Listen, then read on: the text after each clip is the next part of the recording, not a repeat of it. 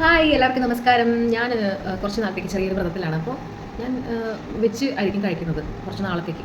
അപ്പോൾ പച്ചക്കറികൾ പലവിധം പലതരം നല്ല ടേസ്റ്റുള്ള പച്ചക്കറികൾ ഇങ്ങനെ കഴിക്കുമ്പോൾ ഭയങ്കര സുഖമാണ് കേട്ടോ. എന്നെക്കൊണ്ട് പറ്റുമെന്ന് ഞാൻ വിചാരിച്ച കാര്യമല്ല, പക്ഷേ എന്തോ ദൈവാനുഗ്രഹം കൊണ്ട് പറ്റി.